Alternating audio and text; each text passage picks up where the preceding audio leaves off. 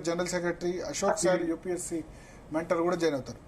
ముందుగా దామోదర్ రెడ్డి గారు, సో నమస్తే సార్. నమస్తే సార్. నమస్తే సార్. నమస్తే.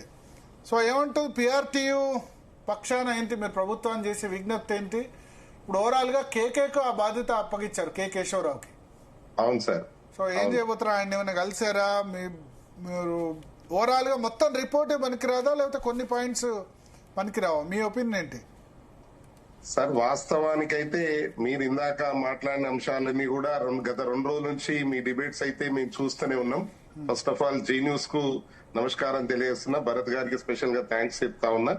మరి మీరు ఏదైతే గత 2 రోజుల నుంచి ఈ విద్యా కమిషన్ ఇచ్చిన రిపోర్ట్ పైన మా ఉపాధ్యాయ సంఘ నాయకులతో, మా ఎమ్మెల్సీ గారితో, ఇతరులతో మీరు మాట్లాడుతా ఉన్నారు, మేధావి వర్గంతో. వాస్తవానికి ఈ విద్యా కమిషన్ ఇచ్చిన రిపోర్ట్ లో ప్రధానంగా వేతనాల విషయానికి మనం చూసాం. ఈ అంశం అనేదైతే సరైన విధానం కాదు. మార్కెట్ తో పోలిస్తే వేతనాలు ఎక్కువగా ఇవ్వడం అనేది ఆయన చెప్పిన సూచన అనేది ఎవ్వరు కూడా ఆహ్వానించదగ్గది కాదు. అది ప్రభుత్వం కూడా మేము ఆహ్వానించే పరిస్థితి కనపడతలేదు. ఎందుకంటే ఈరోజు కేశవరావు గారి స్టేట్మెంట్ మీరు గమనించే ఉండొచ్చు. వారు మేము జీతాలు తగ్గించము అనే పదాన్ని మెన్షన్ చేశారు. ఉపాధ్యాయ సంఘ నాయకులతో త్వరలో మరి ఉపాధ్యాయ సంఘాలతో కూడా మేము మాట్లాడతాము అని చెప్పి వారు ఏదో స్టేట్మెంట్ ఇందాకనే మేము చూసాము. కాకుంటే వాస్తవానికి వేతనాల అంశము విద్యా కమిషన్ కు సంబంధం లేని అంశం. పిఆర్సీ కమిషన్ ఏదైతే ఉందో పిఆర్సీ కమిషన్ చూసుకోవాల్సిన అవసరం ఉంటది. అది మరి వేతనాలకు సంబంధించి వారు ఈ ప్రతిపాదనలు పెట్టడాన్ని మాత్రం మేము పూర్తిగా పిఆర్టీఎస్ సంఘ పక్షాన వ్యతిరేకించినాం. ఆల్రెడీ మొట్టమొదటి రోజే ఆ కమిషన్ ఇచ్చిన రిపోర్ట్ రోజే మరుసటి రోజే మేము వార్తాపత్రికల ద్వారా ఆ విషయాన్ని ఖండించడం జరిగింది. మరి అదే విధంగా ముఖ్యంగా రాష్ట్రంలో ఏ ఉపాధ్యాయుడు గాని, మేధావి వర్గం గాని, విద్యార్థి సంఘాలు గాని, అదే విధంగా పేరెంట్స్, ఈరోజు కొంతమంది పేరెంట్స్ కూడా మాట్లాడుతా ఉన్నారు, సామాన్య ప్రజలు మాట్లాడుతా ఉన్నారు. రోజు 1000 రూపాయలు కూలీకి వెళ్లే వ్యక్తికి నెలకు 30,000 సంపాదించినప్పుడు ఒక ఉపాధ్యాయుడు 60 నుంచి 70,000, ₹1,00,000 సంపాదించడం నెలకు రావడం అనేది ఎంతవరకు సమంజసం అనేది ఒక సామాన్య ప్రజలు కూడా ఏదో న్యూస్ ఛానల్ ద్వారా మాట్లాడడం మేము చూడడం జరిగింది. సో ఇదంతా గమనించినట్టయితే ఆ వేతనాల అంశం అనేది మాత్రం చాలా పొరపాటైన అంశం. మరి దాంట్లో మంచి చెడులు చూసేదానికన్నా ముందే ప్రధాన అంశం తెర మీదకి రావడం మరి అది దురదృష్టకరం. ముఖ్యంగా టీచర్ రిక్రూట్మెంట్ విధానం అనేది కూడా మేము ఆహ్వానిస్తలేం సార్. యాక్చువల్లీ మన యువత, నిరుద్యోగ యువత ప్రధానంగా తెలంగాణ రాష్ట్రంలో ఉపాధ్యాయులుగా అనేక రకాల పోస్టులు వస్తాయని ఆశతో బిఈడి, డిఈడి చేసినటువంటి నిరుద్యోగ యువత అనేకంగా ఉన్నారు ఇక్కడ తెలంగాణలో. మరి అది కూడా మేము కాంట్రాక్ట్ బేసే తీసుకుంటామని వారు సూచన చేసిన భవిష్యత్తులో అది కూడా మేము ఆహ్వానిస్తట్లేదు సార్. ఎందుకంటే ఈ రోజు ఒక మంచి వేతనంతో ఇప్పుడు ఒక గ్రూప్ 1 ఆఫీసర్ ఉన్నాడు సార్. ఆయన గ్రూప్ 1 ఆఫీసర్ కు ఎన్ని రకాల టెస్టులు పెట్టి వారు ఉద్యోగంలోకి వస్తారో, ఇక్కడ టీచర్ కూడా మొన్న మీరు చెప్పినట్టు ఎడ్సెట్ రాయాలి, మరియు టెట్ రాయాలి, ఇటు డిఎస్సి రాయాలి, ఇవి రాస్తూ ఉద్యోగంలోకి రావాలి. ఇవన్నీ ఎన్నో టెస్టులు రాసిన తప్పితే తప్ప మనం ఉద్యోగంలోకి వచ్చే పరిస్థితి లేదు. కాబట్టి ఆ టీచర్ టెస్ట్ ను కూడా వారు కాంట్రాక్ట్ బేస్ లో తీసుకోవటం అనేది కూడా మేము పూర్తిగా వ్యతిరేకించాం సార్. అదే విధంగా హెచ్ఎంల పదోన్నతులు కూడా వాస్తవానికి ఇది మీకు గమనించవచ్చు, ఎంత అనుభవం ఉంటే అంత విద్యా వ్యవస్థ బాగా రన్ అవుతుంది. మరి ఇక్కడ పాఠశాలల్లో విద్యా వ్యవస్థ బాగుండాలంటే అడ్మినిస్ట్రేటర్ బాగుండాలా. అడ్మినిస్ట్రేటర్ కి ఎప్పుడు డైరెక్ట్ గా కొత్తగా రిక్రూట్ చేసి ప్రిన్సిపల్ చైర్ లో కూర్చున్నబెట్టి, హెడ్ మాస్టర్ చైర్ లో కూర్చున్నబెడితే అడ్మినిస్ట్రేషన్ సరిగ్గా తెలియదు సార్. ఒక మ్యాథమెటిక్స్ కి ఎన్ని పీరియడ్లు ఇవ్వాలి, మరి బయోసైన్స్ కి ఎన్ని పీరియడ్లు ఇవ్వాలి, హిందీ ఎన్ని పీరియడ్లు ఇవ్వాలి, మరి ఏ రకంగా పేపర్ తయారు కావాలి, ఏ రకంగా విద్యార్థి ఉంటాడు అనేది అన్ని కూడా అనుభవం ద్వారా వస్తుంది. 10 సంవత్సరాల సర్వీస్ ఉంటే తప్ప ఈరోజు జిహెచ్ఎం ప్రమోషన్ వచ్చే పరిస్థితి లేదు, అది రిజర్వేషన్లలో. కానీ రెగ్యులర్ గా 25 సంవత్సరాల తర్వాత కూడా ఈరోజు పదోన్నతులు రాలే. హెచ్ఎం పదోన్నతులు 20-25 సంవత్సరాల తర్వాత వస్తా ఉన్నాయి. అంటే ఎంత అనుభవం ఉంటే తప్ప ఆ కుర్చీలో కూర్చోలేం. సో అట్లాంటి అనుభవం మీరు ఎగ్జాంపుల్ గా తీసుకోండి, ఎంఆర్ఓ డైరెక్ట్ రిక్రూట్మెంట్ లేదు సార్. మరి అదే విధంగా పోలీస్ స్టేషన్ కి వెళ్తే సర్కిల్ ఇన్స్పెక్టర్ డైరెక్ట్ రిక్రూట్మెంట్ లేదు. మరి అదే విధంగా కానీ డిఎస్పీ ఉంది కదా, డిఎస్పీ డైరెక్ట్ రిక్రూట్మెంట్ ఉంది. CI sir, CI circle inspector లేదు, కానీ అంతకంటే పైన డిఎస్పీ డైరెక్ట్ రిక్రూట్మెంట్ ఉంది గ్రూప్ 1. డిఎస్పీ కాదు సార్, సర్కిల్ ఇన్స్పెక్టర్. ఎస్ఐ నుంచి ప్రమోషన్ ఉంది. అదే సిఐ అనేది డైరెక్ట్ రిక్రూట్మెంట్ లేదు సార్. ఇట్లాంటి మరి హెడ్ మాస్టర్ కూడా డైరెక్ట్ గురుకులాల్లో చేసేస్తున్నారు కదా, మరి గురుకులాల్లో ప్రిన్సిపల్ పోస్ట్ సార్. అది అదే ప్రిన్సిపల్ చేస్తున్నారు కదా, ప్రిన్సిపల్ గా చేస్తున్నారు వాళ్ళు. కానీ వాస్తవానికి అనుభవంతో వచ్చే దానికన్నా డైరెక్ట్ రిక్రూట్మెంట్ అనేది మేము ఎప్పుడు కూడా ఆహ్వానించాం సార్. ఇప్పటిదాకా విద్యా చరిత్రలో మన తెలంగాణ రాష్ట్రంలో అంటే ఇప్పుడు మీరు అన్నిటి గుడ్డిగా వ్యతిరేకిస్తే ప్రాబ్లం వస్తుంది. ప్రతి రికమెండేషన్ ఇప్పుడు హెచ్ఎం సంబంధించి అన్ని కాదు సార్, ప్రధానంగా ప్రమోషన్ల ద్వారానే జరగాలంటే అన్ని ప్రమోషన్ల ద్వారానే 100% ప్రమోషన్ బదులు 30%, 70% అట్లా. ఇప్పుడు స్కూల్ అసిస్టెంట్ ఉంది, స్కూల్ అసిస్టెంట్ 70-30 కదా. 70-30 సార్, 70-30.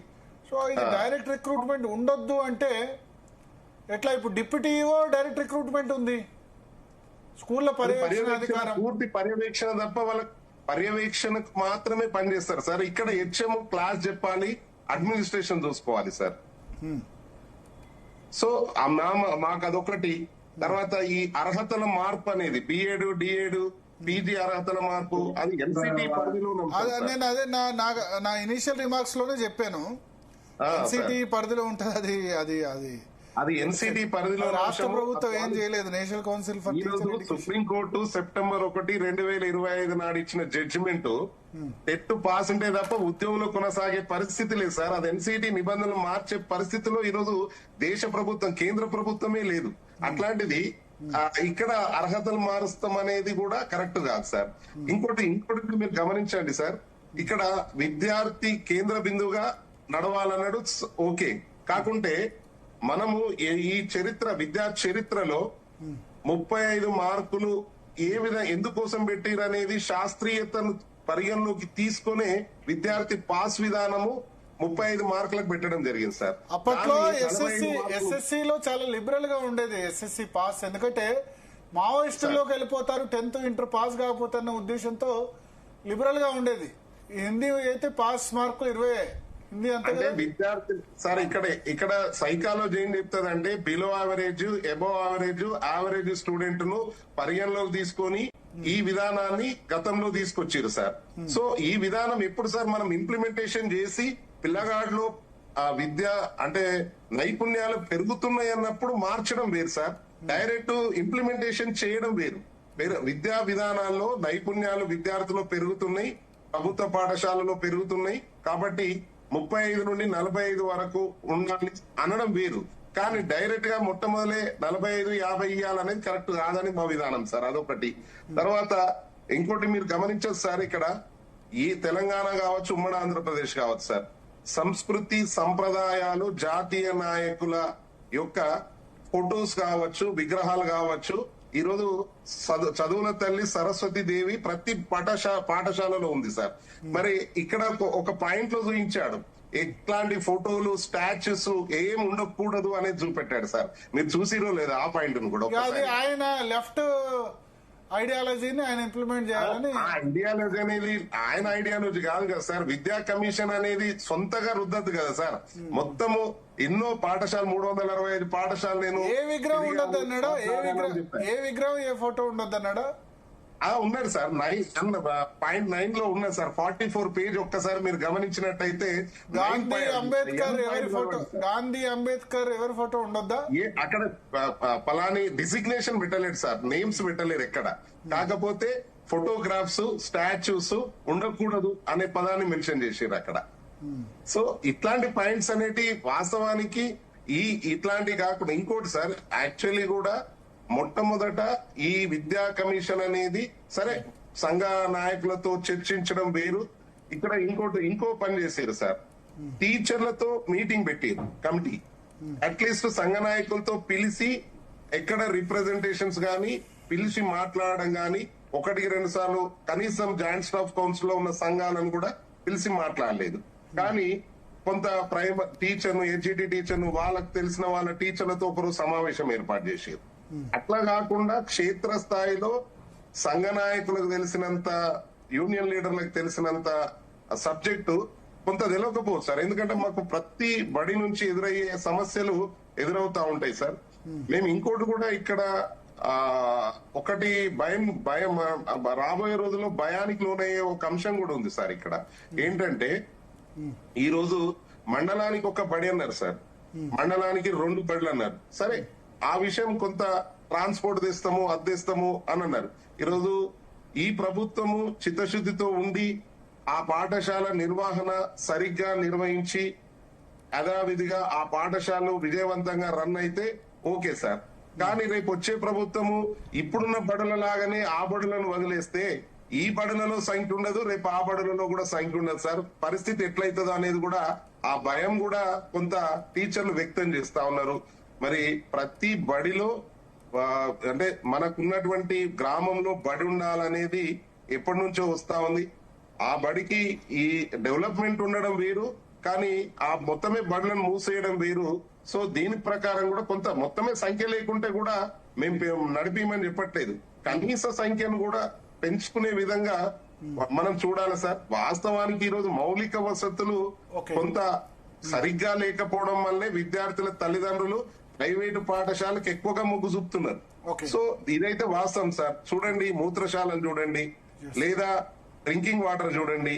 కనీసం ఇప్పటికి కూడా ప్రాథమిక పాఠశాలలో నేలపై కూర్చొని చదువుకునే బడులు కూడా తెలంగాణ రాష్ట్రంలో ఉన్నాయి సార్. ఇప్పటిదాకా ఇప్పుడు కూడా ప్రజెంట్ ఇప్పుడు కూడా నేల మీద కూర్చొని బెంచీలు లేవా? ఉన్నాయి సార్. ఎందుకు లేవు సార్? ప్రాథమిక పాఠశాల నేలపై కూర్చొని చదివే బడులు కూడా ఉన్నాయి సార్. 20 మంది 30 మంది పిల్లల బెంచీలు ఎక్కడ ఉన్నాయి సార్? లేదు, అట్లాంటి పరిస్థితులు కూడా ఉన్నాయి. ఇంకా లేవనేది ఏం లేదు, ఉన్నాయి అట్లా. సో మేమనేది ఏంటంటే ఆ బడులలో మౌలిక వసతులు ఏర్పడ్డట్టయితే ఈ రోజు కాదు, వాస్తవానికి ఎప్పుడైనా చేతులు కాలినాక ఆకులు పట్టుకున్నట్టుంటది మన పరిస్థితి. ఎప్పటి నుండో ఆంగ్ల మాధ్యమం ప్రవేశపెట్టాలా, ప్రీ ప్రైమరీ ఎడ్యుకేషన్ ప్రవేశపెట్టాలని ఉపాధ్యాయ సంఘాలు పలుమార్లు వినతులు అందించిన రోజులు మా కళ్ళ ముంగట 10 ఏళ్ల నుంచి 15 ఏళ్ల నుంచి మేము చూస్తూనే ఉన్నాం సార్. కానీ ఈ రోజు కూడా లాస్ట్ ఇయర్ ఈ ప్రభుత్వం వచ్చి ఇప్పుడు 1000 బడులకు మాత్రమే అనుమతులు ఇచ్చింది. అది కూడా ఎల్కేజీ వరకే, ఎల్కేజీ నుండి స్టార్ట్ అవుతుంది, యూకేజీ నుండి. సో నర్సరీ, ఎల్కేజీ, యూకేజీ అన్ని ప్రాథమిక పాఠశాలలో, పూర్వ ప్రాథమిక పాఠశాలలో ప్రవేశపెట్టినట్టయితే కొంత ప్రాథమిక పాఠశాల బలోపేతం అవుతాయి. ఆ బలోపేతంతో ఉన్నత పాఠశాలలు కూడా విద్యార్థులు రావడానికి, ఆ బడులు బతకడానికి అవకాశం ఉంటుందని మా ఉద్దేశం సార్. మురళీ మనోహర్ గారు, నమస్తే.